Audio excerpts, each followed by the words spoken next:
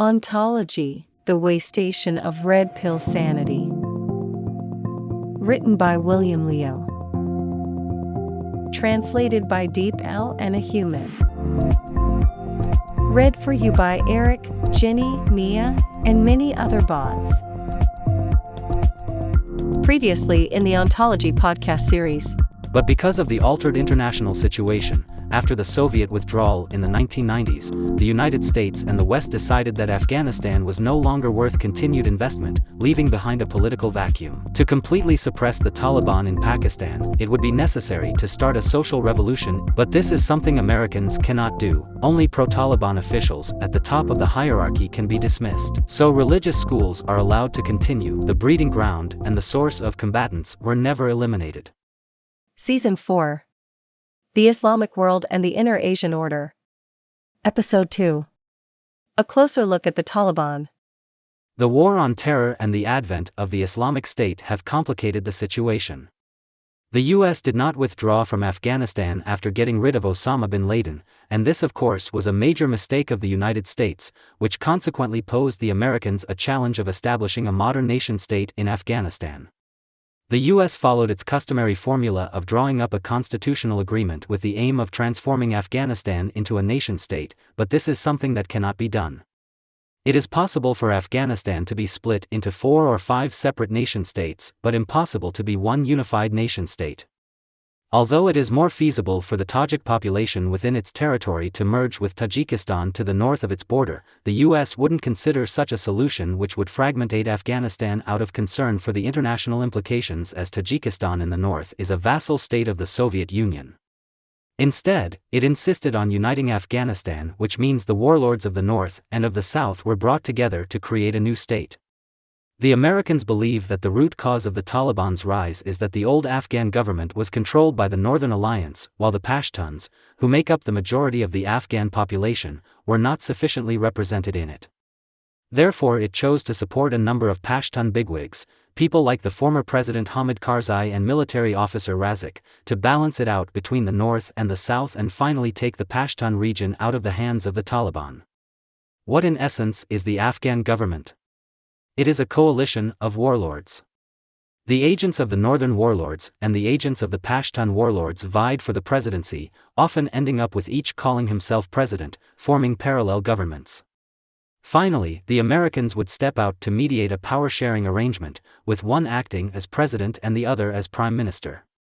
The modus operandi of the Taliban and the Islamic State could be roughly categorized into 4 levels, 2 of which are the basic modes, marriage and cooperation, and the other 2 are more sophisticated ones, being merger and dissolution. The Taliban, unlike the Islamic State, switches between the first 2 basic modes. The Pashtun tribes are like all the prehistoric tribes in the world, for example, Corsicans, Mongols, and Turks. Through one chief's daughter's marriage to another chief's son, in-laws tie the knot, and alliances are formed, who will join forces to fight other tribes. Partnership is forged whenever 2 groups have a common goal, which would automatically dissolve after the accomplishment of the goal, and the 2 parties are free to go separate ways. The Taliban's main warlord forces are formed in this manner. The ISIS signature mode of disbanding the other party and absorbing the former into its own structure is rarely used by the Taliban.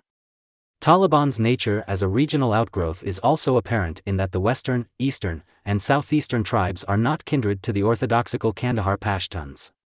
The Taliban consists of 4 subgroups: Mashhad Shura in the west, a faction with strong Iranian overtones, Miran Shah Shura and Peshawar Shura in the east, and Quetta Shura in the central area.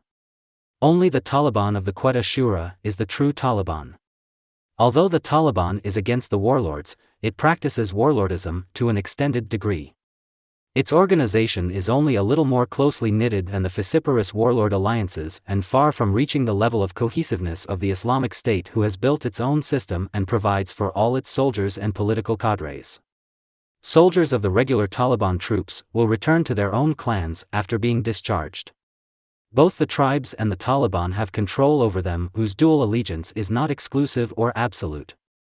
The only fully loyal force is the Special Red Unit and the Kandahar Youths, which together account for less than 20,000 men, or a quarter of the entire Taliban troops. The other three-quarters are more or less nominal allies of various warlords. If the Taliban do something they are not happy with and they can refuse to carry it out, there is nothing the central Taliban can do about it.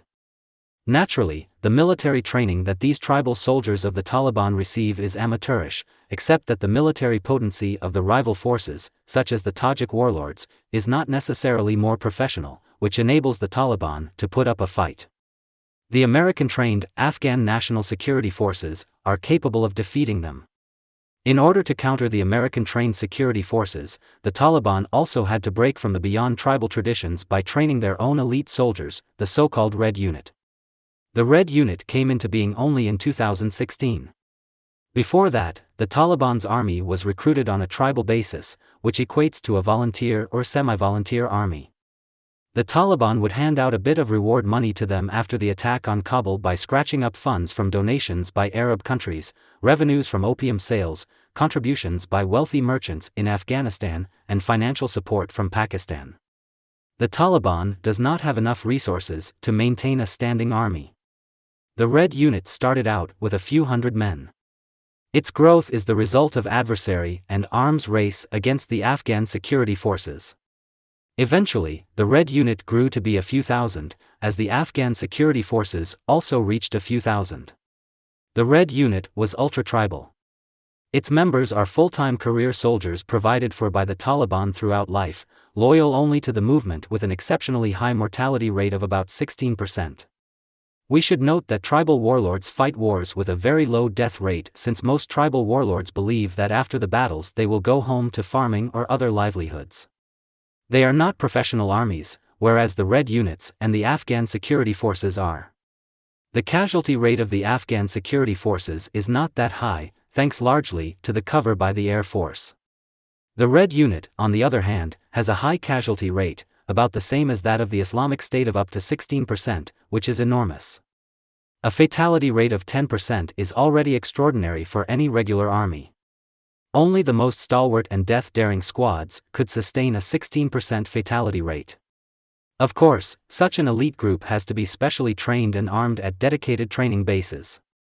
Moreover, the special training includes the one provided by various instructors brought in from overseas.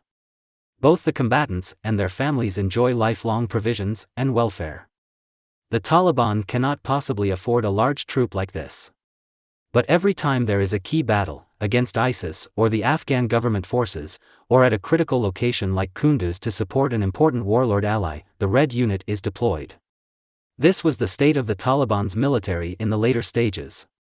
At this time, of course, short of money and weapons, in constant danger of being wiped out by the American-backed pro-Afghan government warlords, the Taliban needed and welcomed any aid.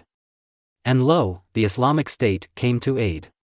Estimated by the number of weapons captured by the US, the Islamic State has at least 60,000 full-time professional fighters, who, like the members of Taliban's Red Group, are fully paid and provided for. 60,000 fighters, plus 200,000 dependents, all registered on the Islamic State's payroll, are underwritten for life. In contrast to the Taliban and Pakistani local warlords who are without any connections or influence outside of the two countries, the IS is an international organization with large and steady revenue streams from Europe and the Levant. Translator's note: the Levant is an approximate historical geographical term referring to a large area in the eastern Mediterranean region of Western Asia.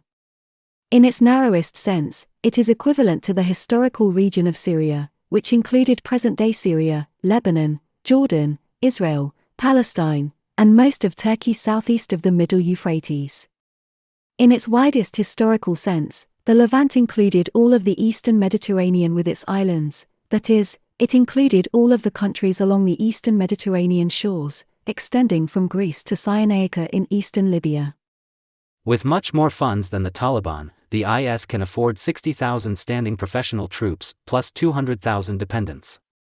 On the books, after the Trump administration's crackdown, the Islamic State appears to occupy no territory on the surface of the earth, while the Taliban still possesses at least a few provinces. In fact, the Taliban is much poorer, with only a few thousand professional combatants. Whereas, even after losing territorial control, the Islamic State with tens of thousands of permanent troops, is still much more powerful than the Taliban. As they welcomed al-Qaeda before, the Taliban welcomed the Islamic State coming with money and weapons. But there is no free lunch. Thank you for listening. This is a podcast series produced by Luminous Society. Luminous Society provides you with an alternative historical narrative.